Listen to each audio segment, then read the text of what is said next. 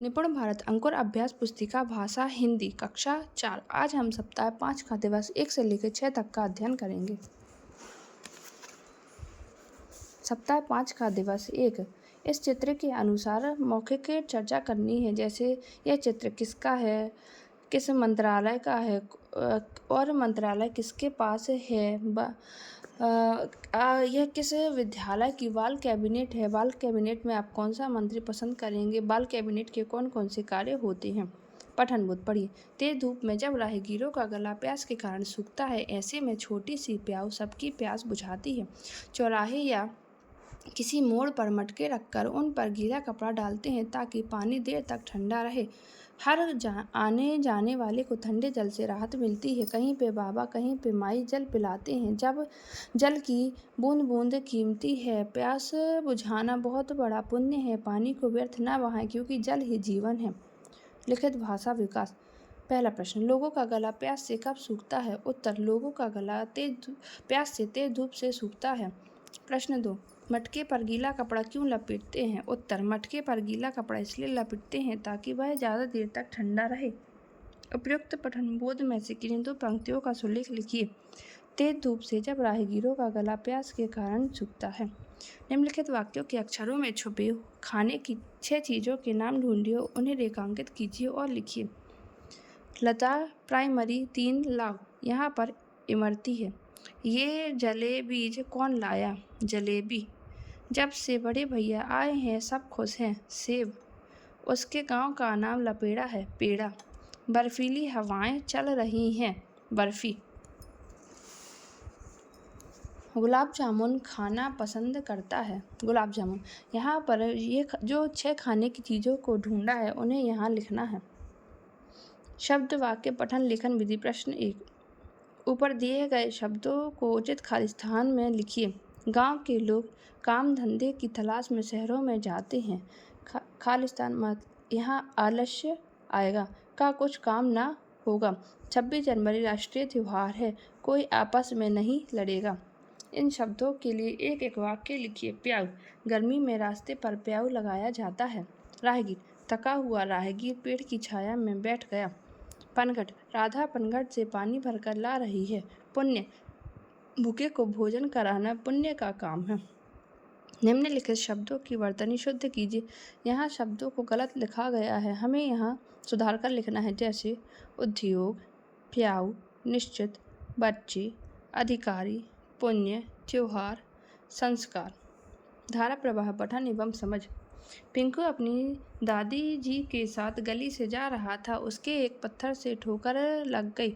वह गिरने ही वाला था कि दादी ने उसे पकड़ लिया। दादी जी ने पत्थर को रास्ते से हटा दिया। पिंकू ने कहा, दादी अम्मा, अब क्या फ़ायदा, हम तो रास्ते से निकल गए। दादी जी ने प्यार से समझाते हुए कहा, बेटा तुम तो गिरते गिरते बच गए, लेकिन कोई और गिर सकता है और चोट लग सकती है। पिंकू सोचकर कहने लगा, मैं जब भी रास्ते में कोई पत्थर देखूंगा हटा दूंगा। मौखिक प्रश्न। पत्थर कहाँ था। उत्तर, सड़क पर। पिंकू क्यों गिरने वाला था। उत्तर, पत्थर से टकराने के कारण। लिखित प्रश्न। दादी ने रास्ते से पत्थर क्यों हटाया। उत्तर, दादी ने पत्थर हटाया ताकि किसी और को चोट ना लग जाए।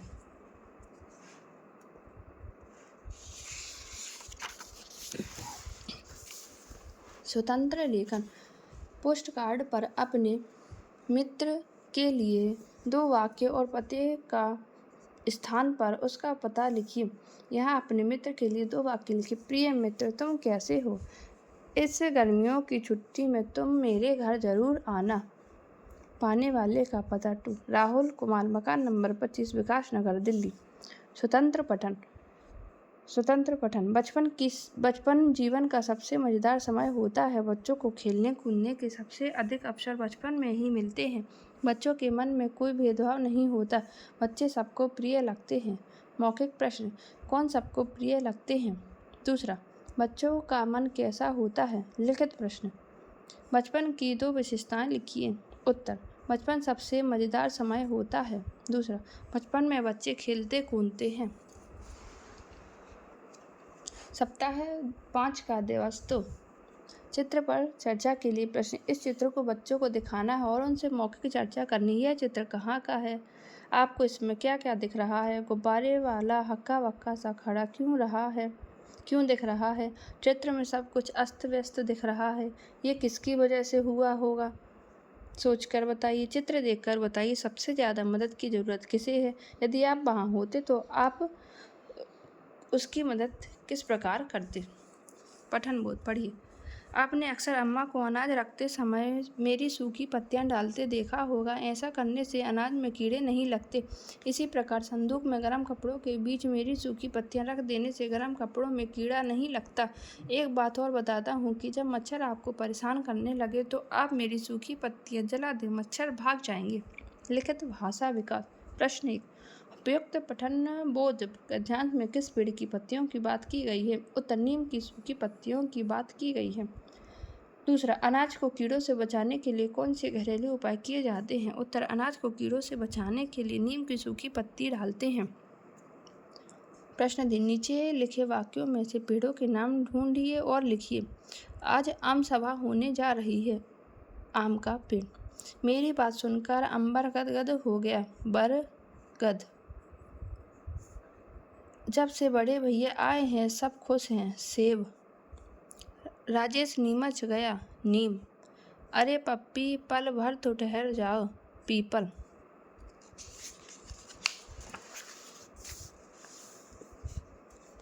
प्रश्न 1, निम्नलिखित विराम चिन्हों को दिए गए शब्द वाक्यों में उचित जगह प्रयोग कर उनका नाम लिखिए।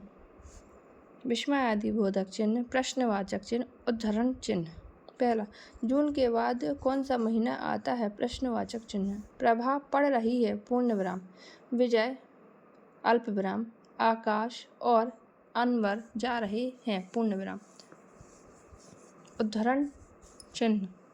स्वतंत्रता मेरा जन्मसिद्ध अधिकार है, उद्धरण चिन्ह बंद। श्री बाल गंगाधर तिलक। विराम चिन्ह। विस्मय विराम चिन्ह का नाम। विस्मय आदि बोधक चिन्ह। अल्प विराम।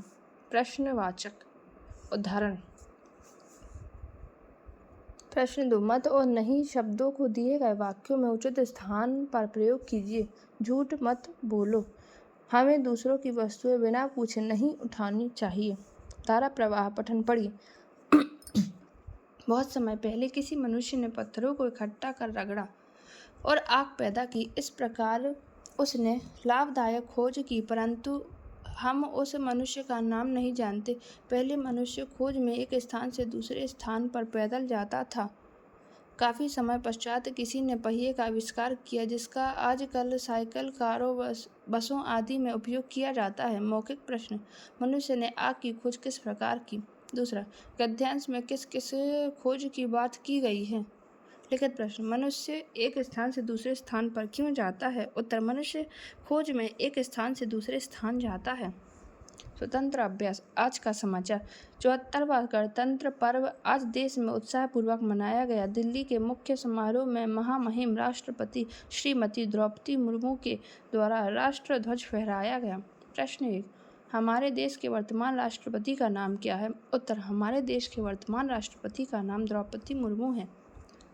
प्रश्न 2, देश में कौन सा पर्व मनाया गया? उत्तर, देश में गणतंत्र पर्व मनाया गया।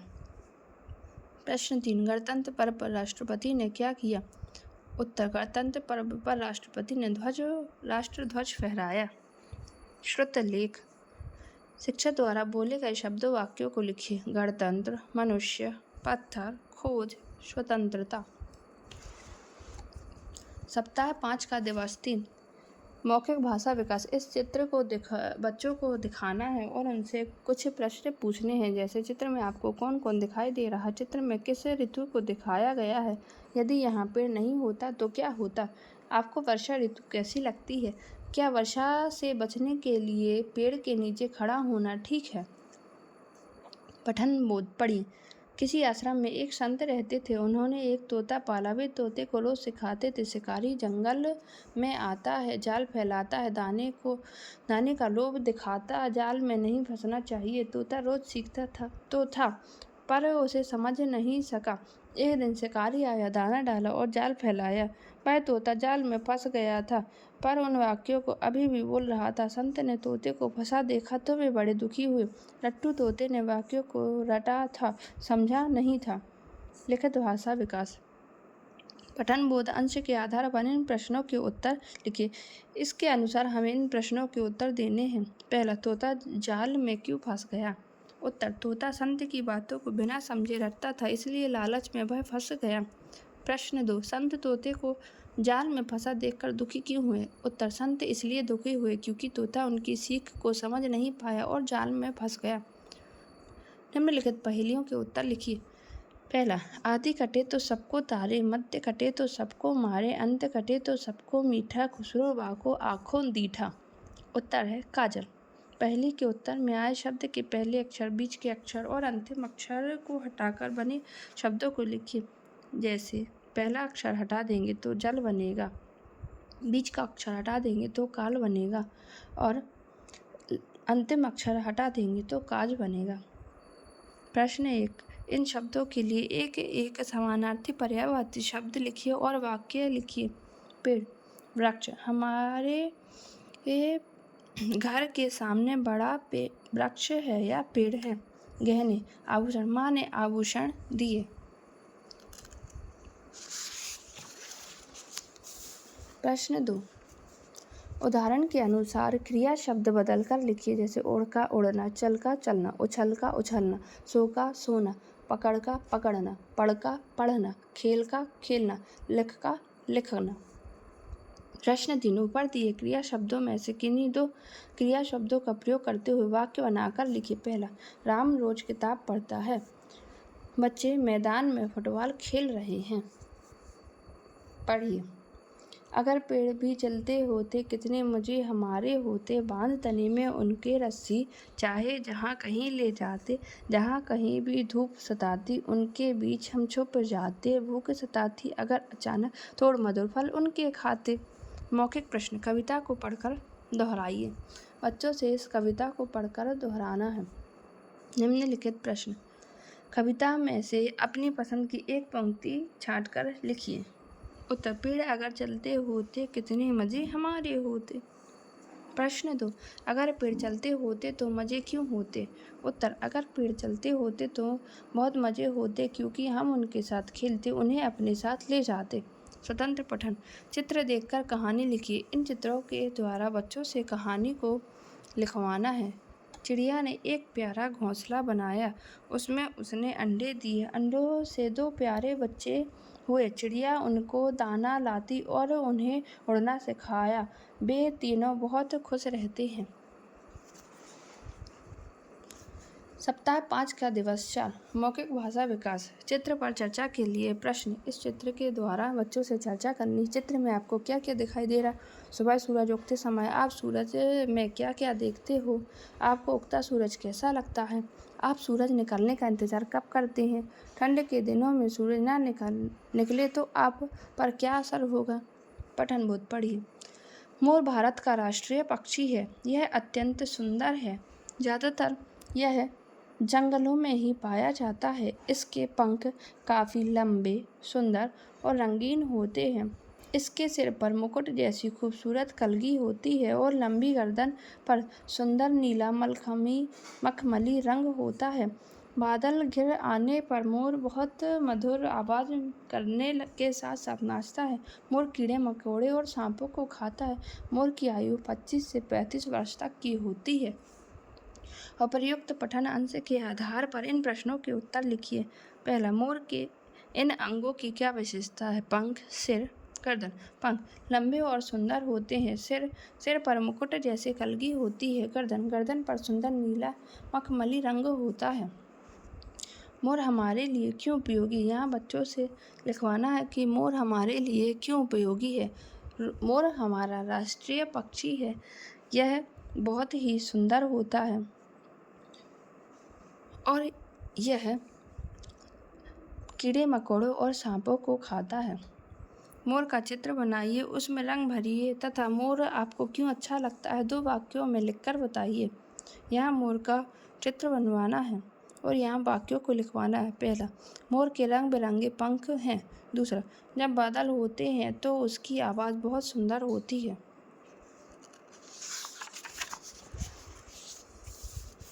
धारा प्रवाह पठन पढ़िए।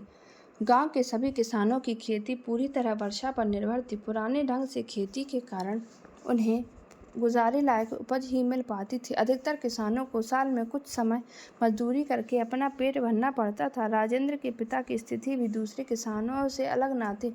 राजेंद्र ने कुछ नया करने की सोची। उसने खेती में नए तरीकों को अपनाने का निश्चय किया। मौखिक प्रश्न। पहला, गांव के किसानों की खेती किस पर निर्भर थी? दूसरा, अधिकतर किसानों को मजदूरी क्यों करनी पड़ती थी? लिखित प्रश्न। पहला, राजेंद्र ने खेती में सुधार के लिए क्या करने का निश्चय किया? उत्तर, राजेंद्र ने खेती में सुधार करने के लिए नए तरीकों को अपनाने का निश्चय किया। स्वतंत्र पठन। हम 4 भाई बहन हैं, विनोद, प्रमोद, महेंद्र और पार्वती। मैं सबसे छोटा हूँ।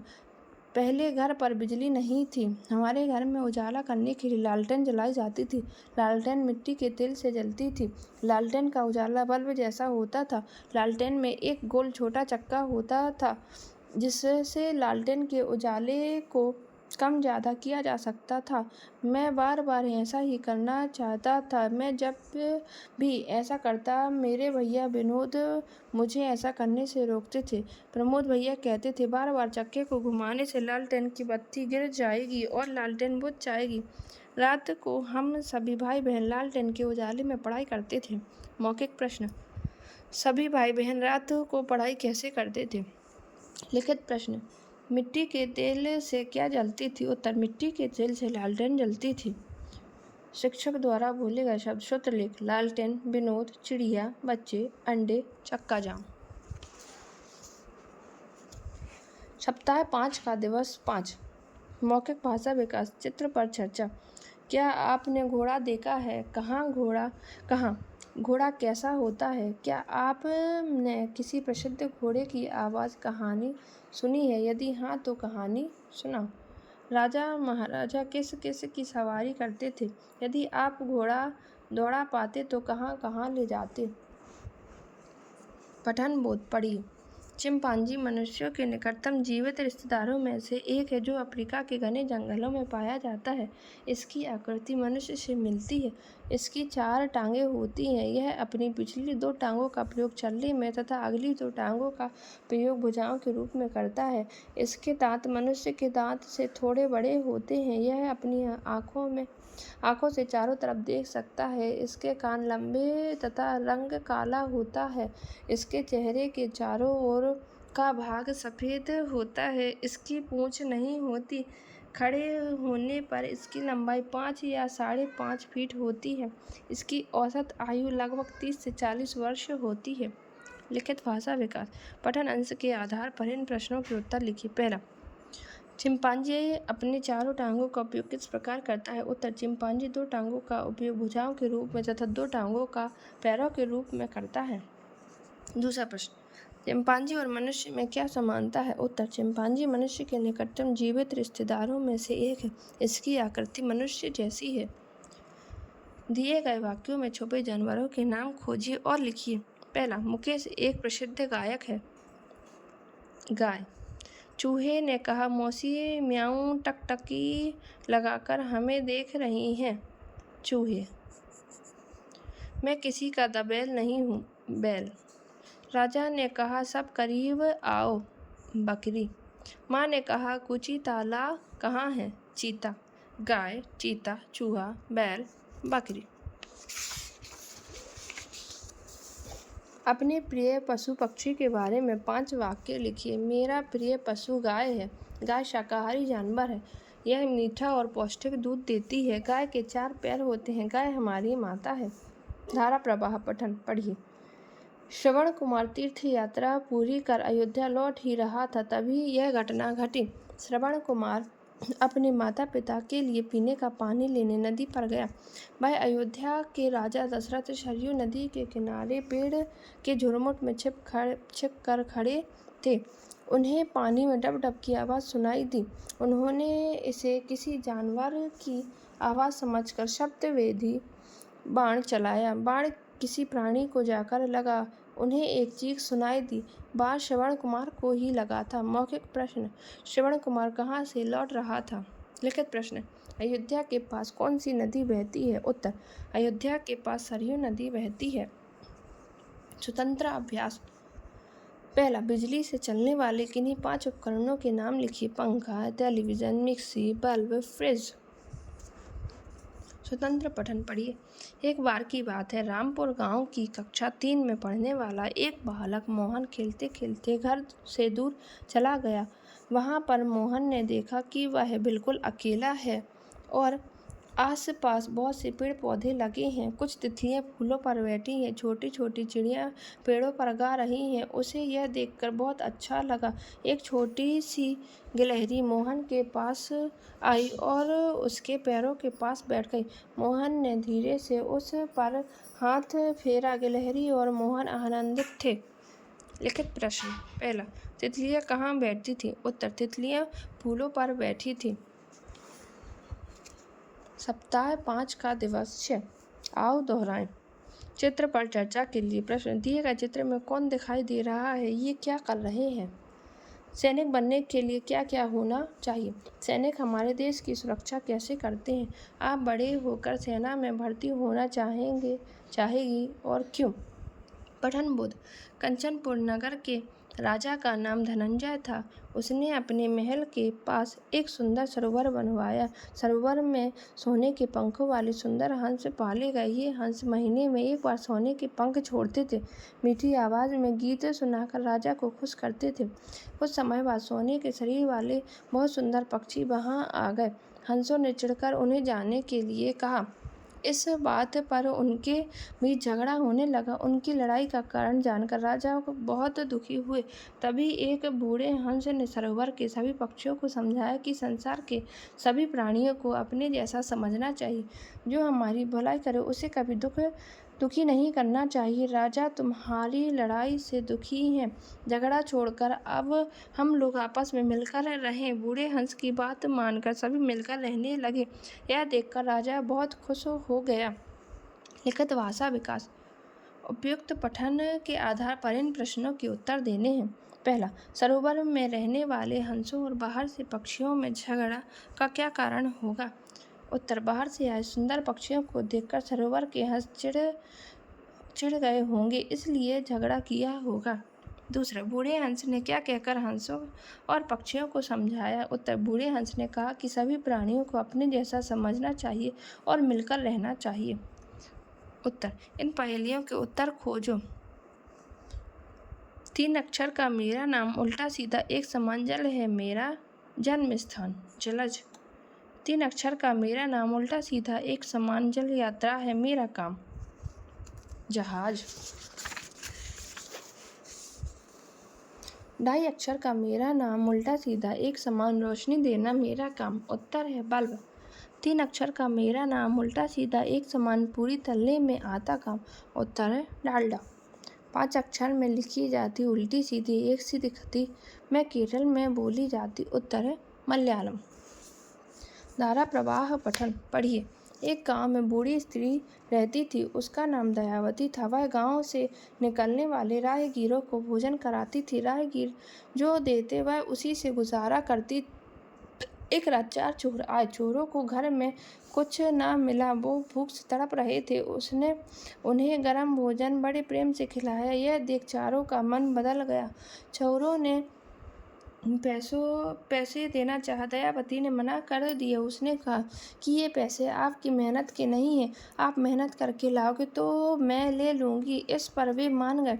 बूढ़ी माँ ने सूखे पेड़ की लकड़ी काटने को कहा। चोरों ने पूरे दिन मेहनत की पसीना बहाया। तब तक बूढ़ी माँ ने भोजन बनाया। चारों प्रेम से भोजन कर रहे थे। उनके मन में विचार आए, आज मेहनत की रोटी कल रात से अच्छी लग रही है। बुढ़िया का माँ जैसा प्रेम उन्हें अच्छा लग रहा था। उन्होंने बूढ़ी माँ से कहा, हम कभी बुरे काम नहीं करेंगे, आपकी सेवा करेंगे। यह सुन दयावती भी खुश हुई। मौखिक प्रश्न। पहला, दयावती राहगीरों की किस तरह सहायता करती थी? प्रश्न 2, दयावती खुश क्यों हुई? लिखित प्रश्न। दयावती ने भोजन के पैसे लेने से मना क्यों कर दिया? उत्तर। दयावती ने भोजन के पैसे लेने से मना इसलिए किया क्योंकि वह पैसे चोरी के थे। स्वतंत्र लेखन। झोपड़ी बनाने में कौन कौन सी सामग्री का उपयोग किया जाता है? उत्तर। बांस, लकड़ी, घास फूस, मिट्टी, गोबर, रस्सी आदि का उपयोग झोपड़ी बनाने में करते हैं। पुस्तकालय में किताब उठाकर पढ़िए और उसके मुख्य पृष्ठ पर बने चित्र के बारे में 2 वाक्य लिखिए। यहाँ बच्चों से उनकी पसंद की किताबों को लेकर उनसे 2 वाक्यों को लिखवाना है। यहाँ हमने सप्ताह 5 का दिवस 1 से लेकर 6 तक का अध्ययन किया। धन्यवाद।